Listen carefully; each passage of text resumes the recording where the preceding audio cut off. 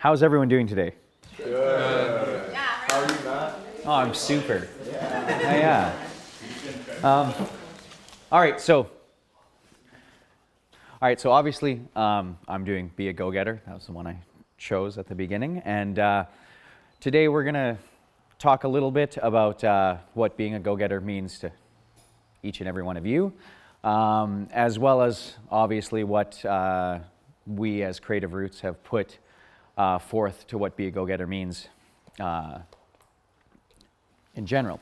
But what I want to take a look at, and we'll get into this more after we start the presentation a little bit further in, I want to take a practical look at it, and rather than just like seeing what Be a Go-Getter is, how can you become one, or how can you continue being one? And it goes in a little bit into learning, just learning in general and how we learn. So I guess first thing,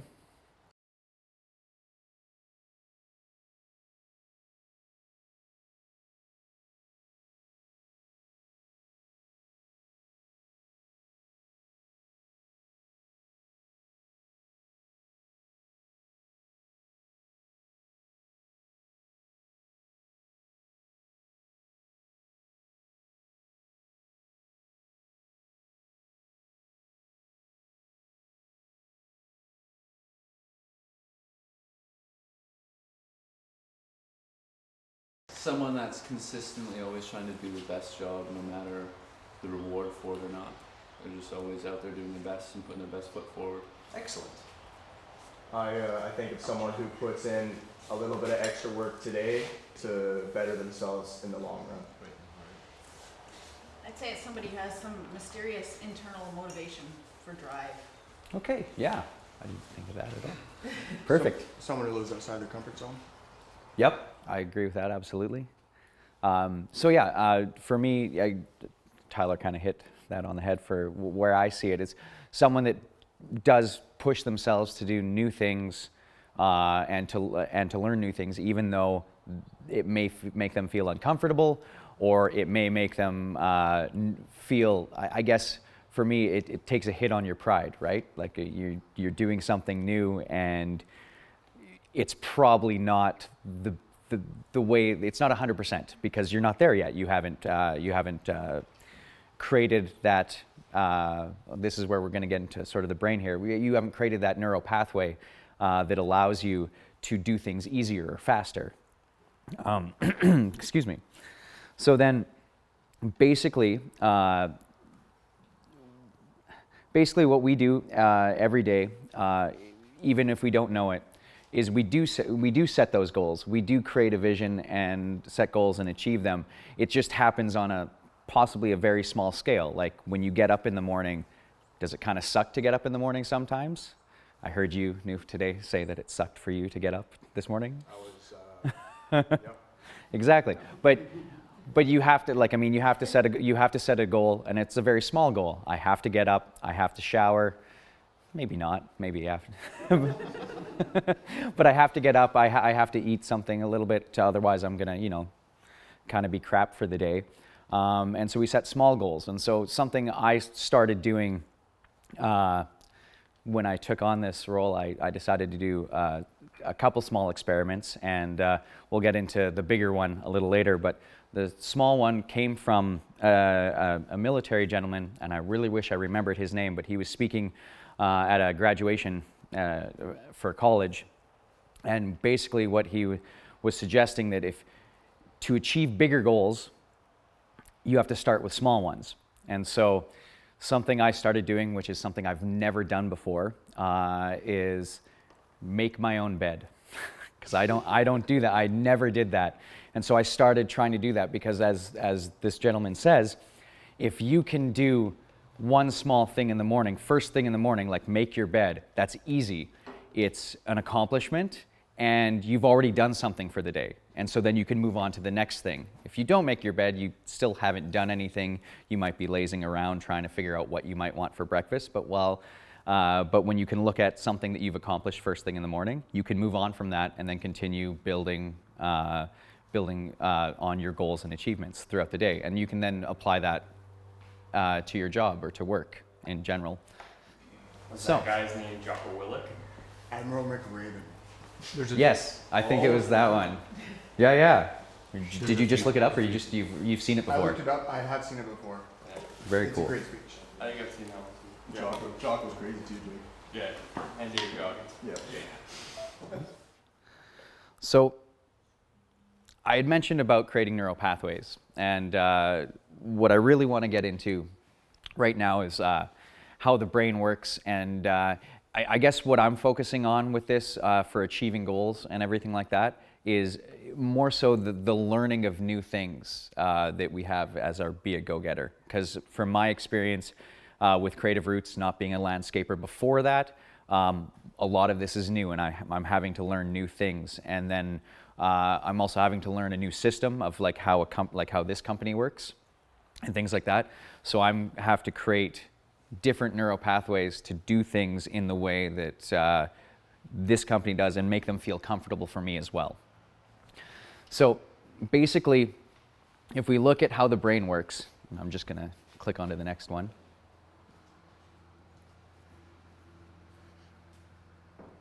So basically, the brain works where we have small pathways as we're learning things. And just like, a good example is, you see pathways in the forest, right? And some are like animal paths and stuff like that, and they're very small. Animals only use them. We as people don't use them as much. But if we start seeing like a nice opening, like that's kind of an easy way, we may start using that path. And as people start using that path more and more, that path gets wider and wider and easier to use. You're not getting scratched by branches and stuff, and there's not, like the ground gets more level and things like that. So that's kind of how your brain works, where if you're learning something, the first time you do it, your brain makes that connection, but it's a small connection. And the more you do that same thing, or said thing that you're trying to learn, the more you do it, the wider that pathway gets, or the easier and faster the synapses fire through that pathway.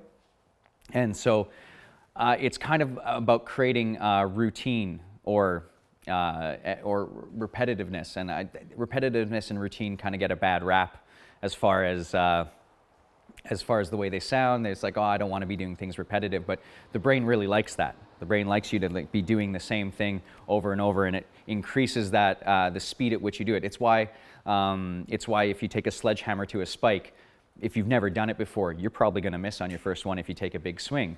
But if you start small and work your way to bigger swings, that muscle memory and pathway gets bigger and bigger, gets easier and easier, and all of a sudden you're throwing sledgehammer over your head, hit a spike into the ground in 2 hits kind of thing. And so, but what we also need to know is that your brain, it's a use it or lose it kind of thing. Your brain prunes, to use a metaphor that we are happy with. So your brain prunes, and so the less you use certain things, it's very efficient. So the more you're practicing one thing, maybe you did something a different way before, but now you're practicing it another way. Your brain will actually like shrink that pathway of the way you used to do it, and increase that and increase that pathway of the way you're doing it now. It's just an efficiency thing. It can get a little sketchy. In losing pathways, you do have to make sure that you are doing all the things you want to be doing, otherwise you may lose certain pathways. That doesn't happen as much when you're younger. As you get older like me, you start to lose, learning is harder, I guess, is the key, which brings me to 25 is not the end.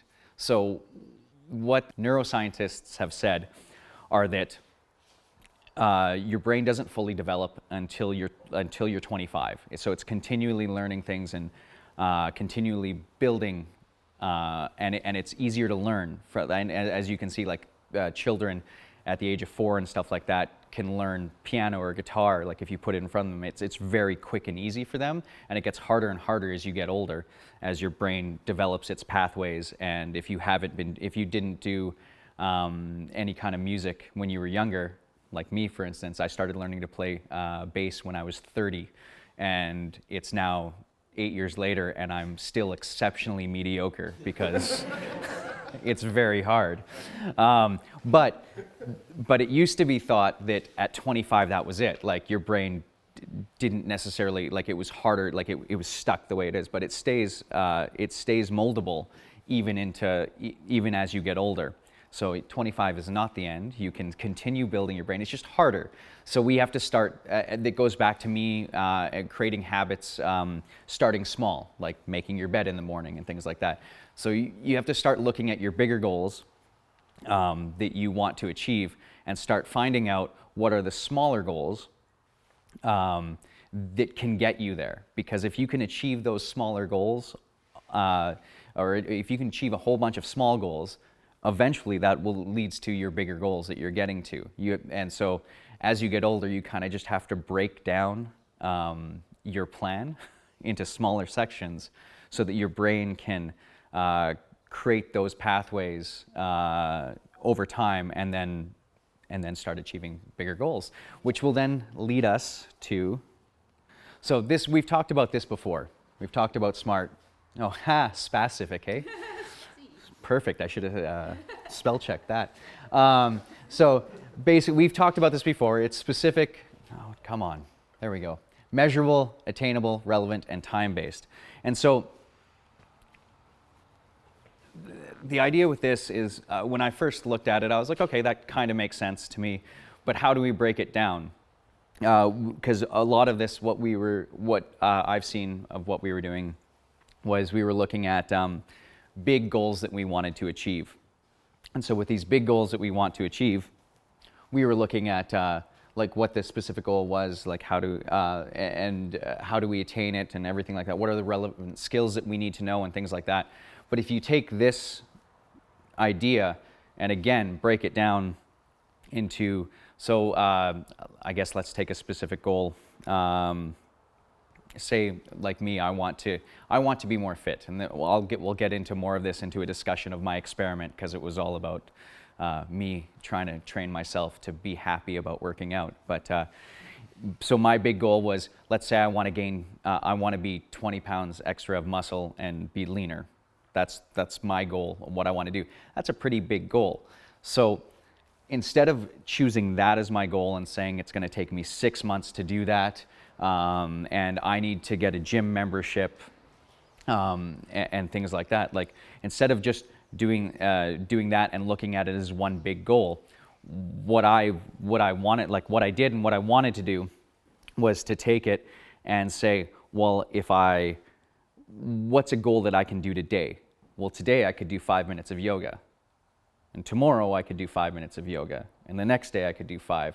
And then maybe next week I can push that up to 10. And then eventually, after I feel better about myself about doing that, I could get a gym membership and then start, lifting weights. But first I need to not be in absolute pain from lifting weights all day, right? Or like in a session, like that would just probably destroy me.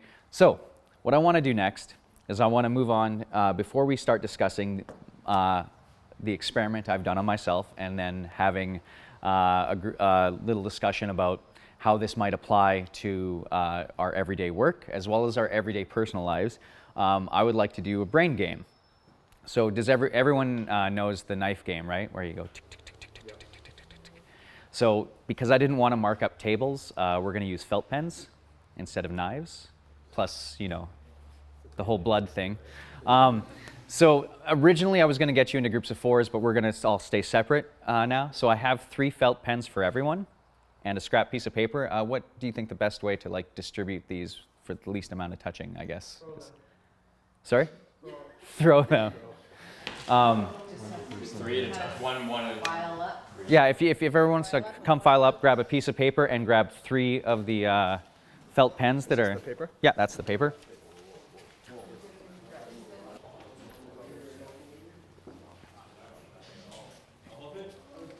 So basically the idea behind this and what I'm trying to show is that it goes back to the more you do something, the easier that it gets. So what I want you to do is I want you to start with one color and go through the whole game so everyone knows that it's 1, 1, 1, 1, 2, 1, 2, like, and you go back through. Oh, okay, then I can, here, then I will quickly just do a little demo. Perfect. So basically the idea is that you take the cap off so that the felt pen part is actually doing something. And the idea is that you're trying to go in between your fingers without actually hitting them. So with a knife, this is a hilarious game. But with felt pen, what it should do is, as you do it, you probably are going to mark your hands up with a little bit of felt. These are washable, so it's all good. But by the time you get to your third color, you should probably have less of that color on your hand because your brain is actually starting to learn. So the idea is you go 1, 2, 1, 2, 3, 1, 2, 1, 2, 3, 1, 2, 3, 1. Until you've gone all the way through. Now, I actually did hit my hand a couple of times on there, but I didn't have the felt on because I didn't want to mark up this board. So if you all want to try that and start with your colors, and if you're finding it too easy because you play the knife game all the time at home for money, please switch hands and try it with your non-dominant hand. You're trying to go as fast as possible, yeah. But again, if you're training yourself, you might start off slow, right?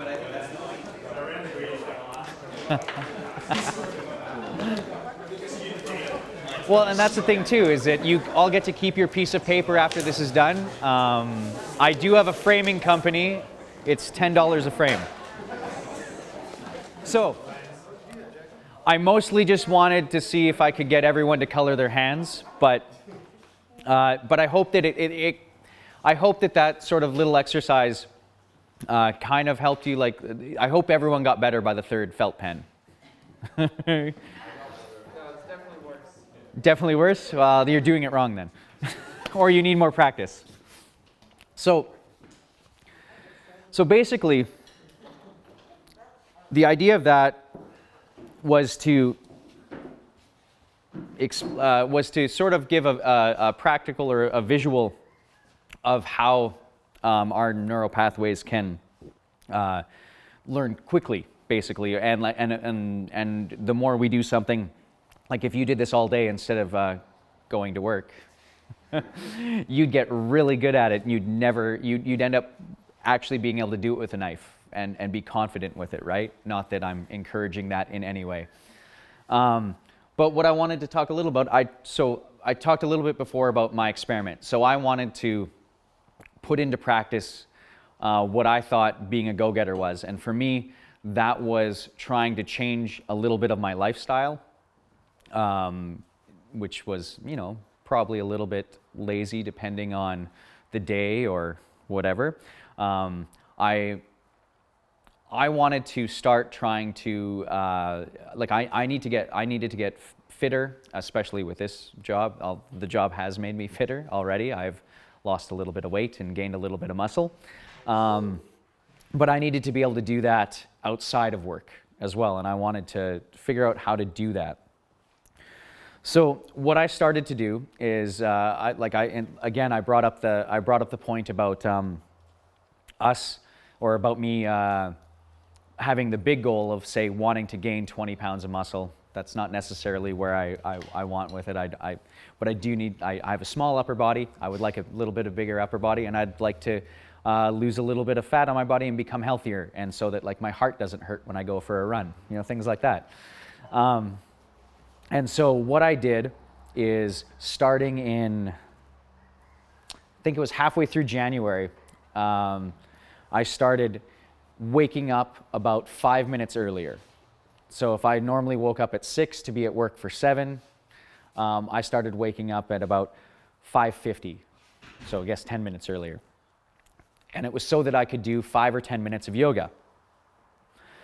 And what that started doing is I hated it at first. I really wasn't, I wasn't happy about it. I wasn't happy about getting up early. Yoga hurt. It hurt my back. It made my legs shake when I was in certain positions, and I was very unhappy about that.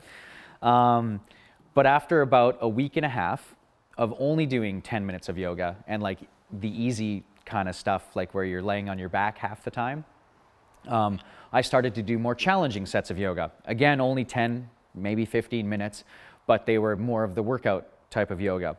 And then what I started to do after about 3 or 4 weeks is I decided to start putting in 10 push-ups at the end of it, just to try to get it out there to get the workout part.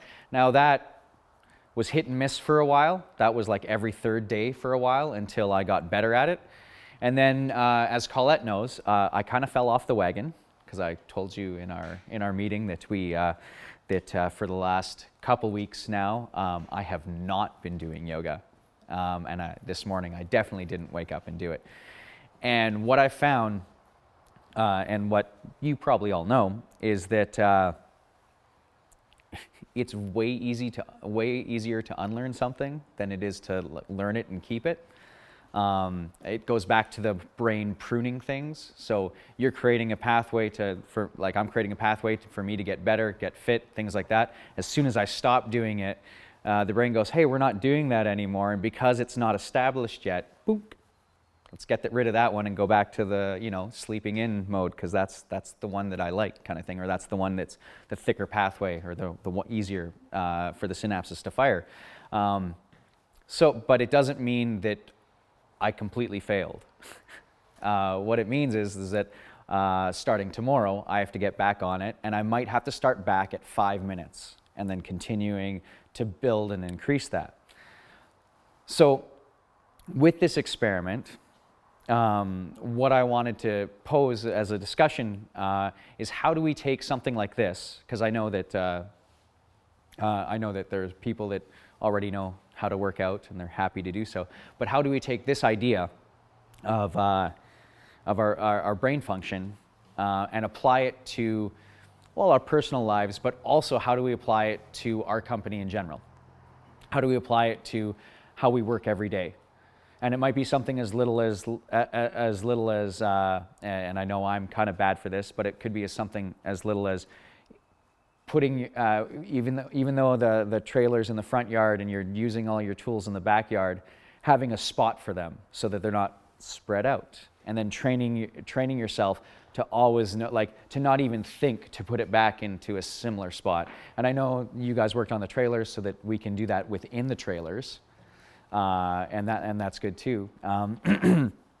That's just an example of how we can apply it into work. But what I wanted to do is 2 questions.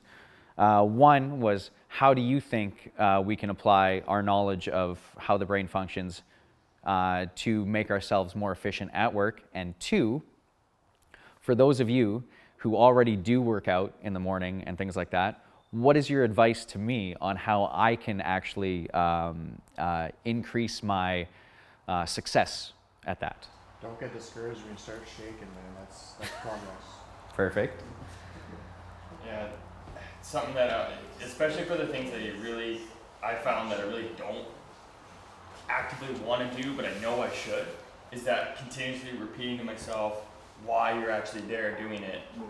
Realizing that maybe, if say you're a smoker, stopping smoking, one day isn't going to help you 40 years down the road, but actively stopping smoking every single day. So for the end of your life, you're going to actually increase the length of your life, let alone, eating better and working out. All these things contribute to a healthier lifestyle. And one thing that I've read about quite a bit is that when you start disrupting one of these pathways, say stopping smoking, you're gonna all of a sudden probably end up being more active, and you're probably gonna want to eat better. And these things, it just becomes this big ball, and it starts to roll, and it becomes easier to push, and those pathways get bigger. Right. And next thing you know, you got a snowball going down your pathway in front of you. Yeah, I like that. That's good. I should have used a symbol. Yeah. Not a thing to do every morning. You gotta make it a habit. But it's like Right. getting out of bed in the morning at the same time to go to work, right? Yeah. It becomes a habit. Just something you do. You don't think about it, you just get up and do it.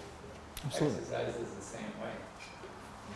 Perfect. Exercise, eating, they're both the same thing. You just make them a habit. We have That's kind of what we talked about yesterday, right? Structure creates creates freedom. Right. Yeah. So as soon as you have structure in your life, that's one less thing that you need to think about, and then you just go and do it. Your brain can fill those gaps, right? Yeah. We got tons of trails out here, Matt, and cycling is the highest cardio exercise out there. So I am getting a bike soon. there you go. It's very, yeah, very technical. Yeah. Run. Matt, I find that sometimes making that you're balancing on a fine line. Sometimes it's like you almost want to get up, and sometimes it's like it's just right there. Sometimes you want to get up, sometimes you really don't want to get up. There's oftentimes it's just it would take just a straw to tip the scales over to your side. So I think using technology, honestly, setting your alarm to a motivational speech on YouTube or during the day, setting a reminder in your calendar. Sometimes you just tip the scales enough to bring you to the other side. So that's what I think I use for myself quite often. Yeah, I actually just heard something on CBC probably a week ago, and they were talking about a study had shown that if you wake up to music that makes you feel good, it can change your mind of what the morning is, and so it's so yeah, if you're listening Put to yourself in that happy place. Yeah. It's the same thing when you're going to do your personal visioning or something like that. If your best place is sitting by the creek with a beer with your feet in the water, then go there and do it. If it's in the coffee shop with the London fog, then do it. Like whatever, make sure you recognize what makes you feel not just good and lazy, but good and motivated, and put yourself in that position. Once in a while, make it once a month to start. Like you said, it's small steps, small wins, just like our daily wins versus our yearly win on our scoreboards. right. Yeah. One thing that I do is I like to. It sounds a bit silly, but for me it works. I like to adopt a warrior type mentality. So I figure out what my goal is. That's me becoming a warrior. Anything that goes against that goal, that's a demon. Right. So I have to fight that demon every day, constantly in my head. I have to tell them, nope, you're not winning. I have to go and be this warrior. And that's something that helps me a lot. That's very Viking of you. I like it. So it's actually Also- shoulder and thoughts. I feel like because like you're saying with those neural pathways and stuff like that, like those, it's not just the things you do that like widen the pathways and get easier. It's also like your mind state's gonna overflow to that as well. Like Right. if every time you're forcing yourself to get up and you're doing it, yeah, that's awesome, good for you, you're doing it. But if every single time you're thinking, this is shit, I hate this, Yeah. you're gonna learn That to this think is- that it's shit. yeah. You're gonna hate it every time, no matter how many times you do it. You need to start learning that like it's a good thing, and having your mindset in the right place while you do it, because like that's gonna transfer over as well as the muscle memory. Yeah, absolutely. Try, Great. try setting your recognizing phone your across the progress. room on your nightstand.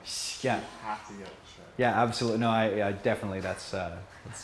Although I have a girlfriend now that makes sure that she doesn't want to hear the alarm in the morning, so Perfect. I get kicked out of bed. I think that really ties in well to if you are creating a vision of some sort, that you share it with Yeah. somebody. And so you've got an accountability buddy, you've got somebody, and even if we're talking about, setting up a workspace and say, hey guys, like let's tidy things up here, and you share it with everybody, so then they go, hey, why are you putting it there? Because we already decided it was going to go there. Right, so sharing your vision and your goals, and then other people will help keep you accountable. Yeah. I like writing. Yeah, that's a big I one. just started writing things down now, like 4 things every day that I want to accomplish, achieve, my goal, my vision for the day. Excellent, And yeah. it feels good when you cross it out. Yeah. No, I've never been good with lists. My girlfriend started making me lists, and it does feel good when you accomplish it. You cross it out, and you're like, I've done it. Yeah, you don't need 20 things on the list. No, Go 4 things. I even on the list is even make the bed, because that's easy and it's done. So this kind of like I was going to do the Q&A part before we did the takeaway, and this kind of already bled into that with this group discussion. I quite enjoyed that. But are there any actual like questions comments as well? I just had one more comment. I think it's really important to celebrate. Once you've actually achieved a goal, you've set a specific measurable goal, you get there, you gotta celebrate, so it feels good. It's like, yeah, I got out of bed and I made it, right? It's like, even if it's just telling yourself, yeah, I did it. Yeah, Right? the feeling of achievement makes it not so hard the next time you're doing something that you don't want to be doing. Right. Like trying to build a new habit. If you think back how you felt when you achieved your first goal, you'll have a bit more of a kick in the ass and some motivation to get you there Right. the second time.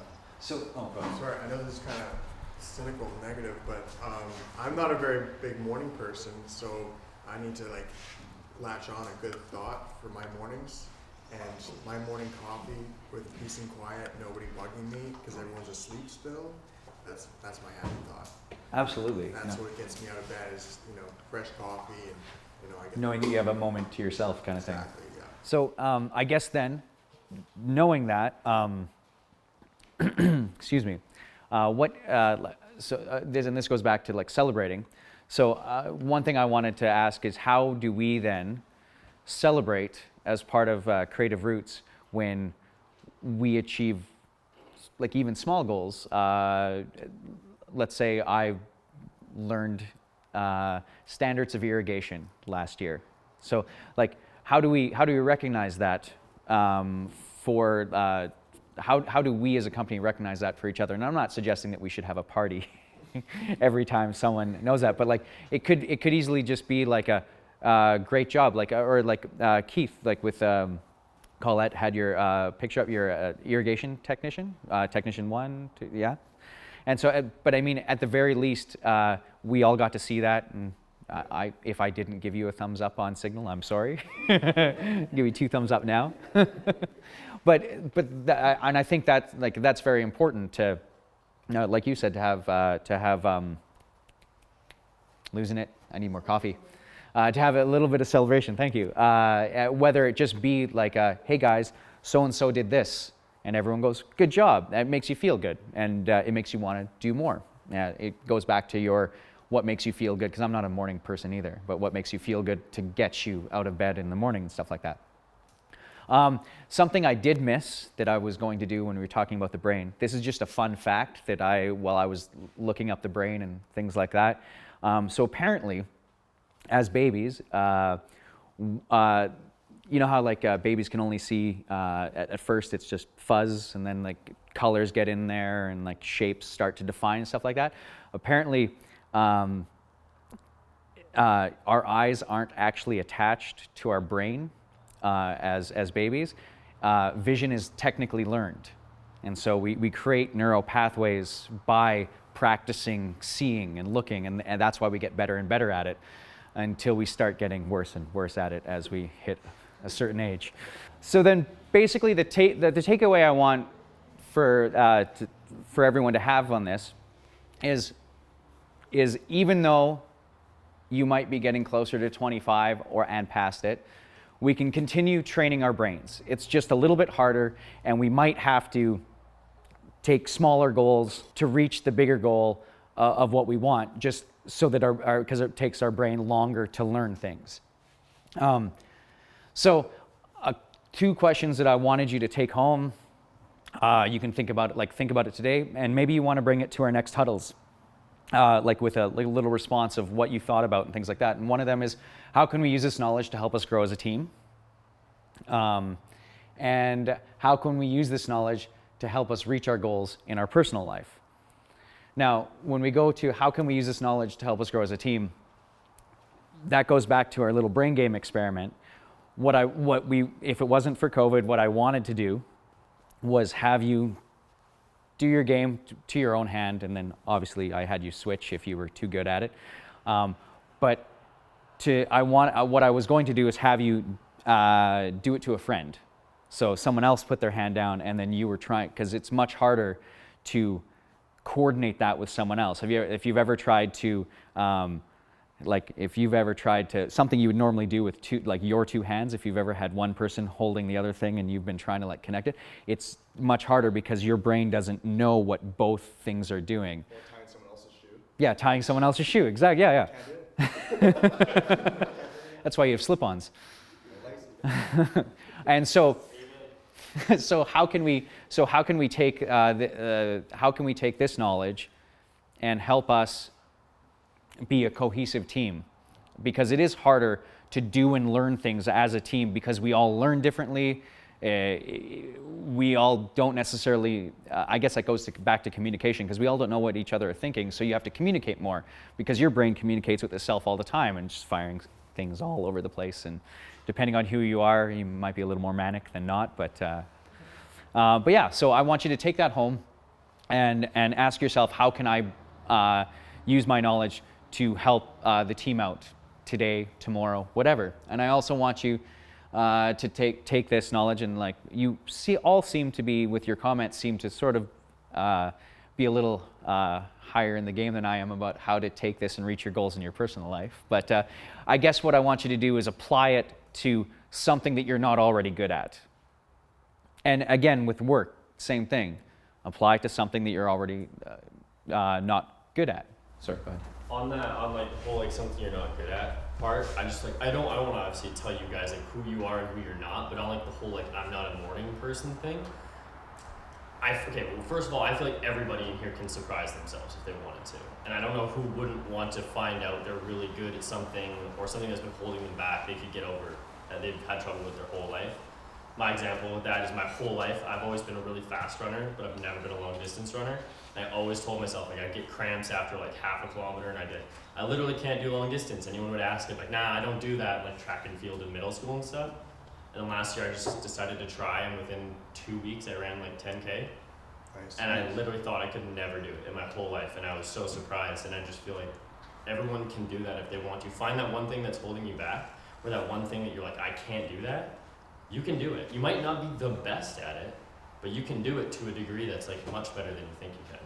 And I feel like we could all be morning people. It might still suck, but like we could find ways to get around that like I hate mornings, I hate Mondays mindset, and just all sorts of things like that. Absolutely. It's all about your self-beliefs or beliefs you might have about something, about your physicality or your mentality, whatever. It's a belief you're holding. Yeah. Challenge it. That was all. Unless you have any other questions.